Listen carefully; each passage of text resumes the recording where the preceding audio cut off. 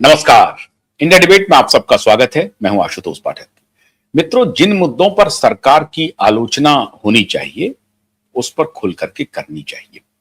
हमारा और आपका यह कर्तव्य भी है, खासतौर से ऐसे मीडिया हाउस का जो जिम्मेदारी पूर्वक काम करने की सोचता है और अकाउंटेबिलिटी के साथ पत्रकारिता करता है। और उसकी अकाउंटेबिलिटी में के केंद्र में आम जन होते हैं, देश के आम नागरिक होते हैं।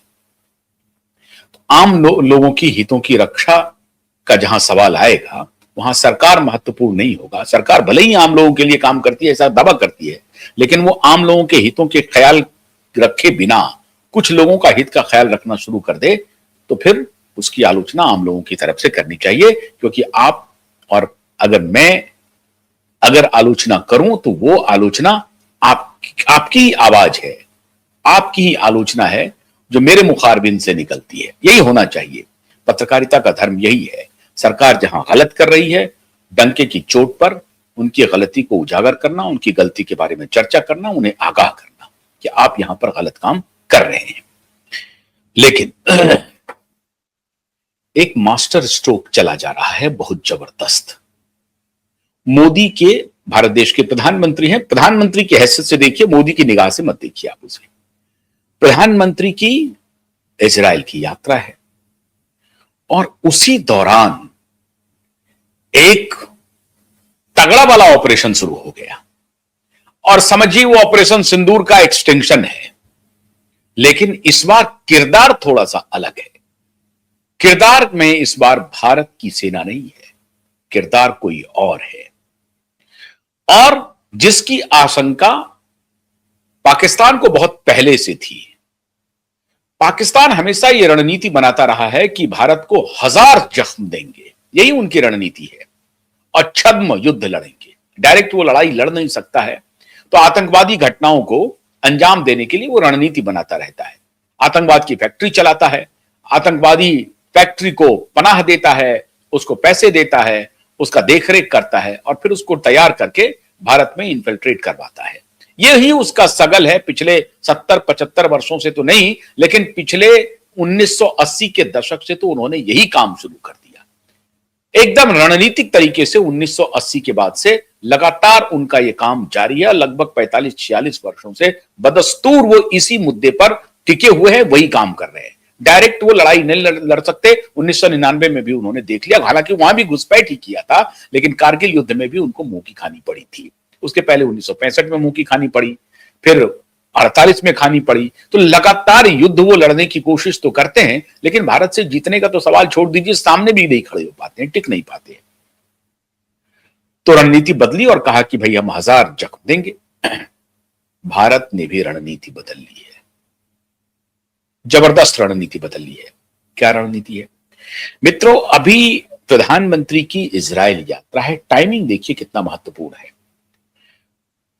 इजराइल यात्रा हो रही है, भारत अपने शांति पथ पर आगे बढ़ रहा है, जगह जगह जाके कह रहा है, गाजा पीस बोर्ड के समर्थन कर रहा है, जो अभी डोनाल्ड ट्रंप साहब ने बनाया है गाजा पीस बोर्ड, उसको भी भारत समर्थन कर रहा है। लेकिन एक घटना घट गई। अभी तक तो उनको पाक ऑक्युपाइड कश्मीर से चुनौती मिल रही थी, बलूचिस्तान से चुनौती मिल रही थी। बलूच लिबरेशन आर्मी उनके लिए धनिया बो रहा था, नाक दम कर रखा था। अब अफगानिस्तान ने आक्रमण कर दिया है पाकिस्तान के ऊपर, और पाकिस्तान ने कहा है कि अफगानिस्तान के साथ वो फुल फ्लेजेड वॉर में जा रहे हैं। पाकिस्तान ने एयर स्ट्राइक करना शुरू कर दिया अफगानिस्तान के ऊपर। अफगानिस्तान के तालिबान लड़ाके पाकिस्तान के कई सारे पुलिस पोस्ट को, चेक पोस्ट को कब्जे में कर लिया है। आंकड़ा आ रहा है कि 15 से 20 पुलिस चेक पोस्ट को कब्जे में कर लिया है। हालांकि पाकिस्तान हमेशा डिनाइल मोड में है। जबरदस्त हत्याएं हो रही है तालिबान लड़ाकों की तरफ से, और तालिबान ने all round 360 war against Pakistan घोषणा कर दिया है। और उधर पाकिस्तान ने भी कर दिया है कि हम अफगानिस्तान से लड़ेंगे। अब इस बीच में बलूच आर्मी इंतजार कर रही है। बलूच आर्मी अपना खेल शुरू कर दिया है। बलूच आर्मी का खेल बहुत पहले से शुरू है। बलूचिस्तान तो हमेशा कह रहे हैं कि बलूचिस्तान ने तो यहां तक कह दिया कि नरेंद्र मोदी ही उनके प्रधानमंत्री हैं। इस हद तक वो पाकिस्तान से नफरत करने लगे हैं बलूचिस्तान के लोग, और वो कह रहे हैं कि किसी भी सूरत में बलूच अब पाकिस्तान के साथ नहीं रहेगा। अभी वो 1000 जख्म भारत को देने चला था, अब उनके शरीर पर जो जख्म होंगे वो कहीं दुनिया को दिखाने लायक नहीं बचेगा पाकिस्तान। तो बलूचिस्तान की लड़ाई एक तरफ है और दूसरी तरफ तालिबानियों की लड़ाई है। अभी कुछ दिन पहले लगातार पाकिस्तान में सुसाइड बॉम्बिंग हो रही है। जैसे वो भारत में सुसाइड बॉम्बिंग करवा रहा है, वो अपने ही घर में सुसाइड बॉम्बर से परेशान है, फिर भी वो देश सबक लेने को तैयार नहीं है, फिर भी वो देश हिंसा का रास्ता छोड़ने के लिए तैयार नहीं है, फिर भी वो हिंसा, छद्म युद्ध, टेररिज्म, इसी में यकीन करता है, इसी को अपना दर्शन बना लिया है। तो इस बार सवा शेर से मुकाबला है। हिंसा किसको कहते हैं? इसका हिंसा और तालिबान एक प्रकार के दोनों सिनोनिमस हैं। तो तालिबानी से इस बार उनको पाला पड़ा है और अफगानी तालिबान इस बार उनके घर में घुस करके उनको ठंडा कर रहे हैं। मतलब यह हुआ कि पाकिस्तान का जितना बॉर्डर इलाका है जो अफगानिस्तान से मिलता है, वहां पे कहा जा रहा है कि 15 पुलिस जो चेक पोस्ट है पाकिस्तान का, उसको तालिबानी आर्मी ने कब्जे में ले लिया है और तालिबान अब एडवांस हो रहा है।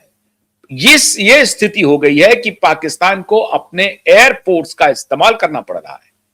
पाकिस्तान एयर स्ट्राइक कर रहा है। काबुल पे एयर स्ट्राइक किया गया है।